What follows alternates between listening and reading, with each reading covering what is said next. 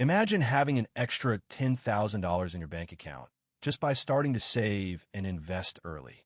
What if I told you that this is a real possibility for anyone in their 20s? By the end of this video, you'll learn the 7 steps to build wealth in your 20s, and I'll show you how to make $10,000 extra in just a few short years. Step 1. Start by taking control of your finances. Create a budget that accounts for every single dollar you earn.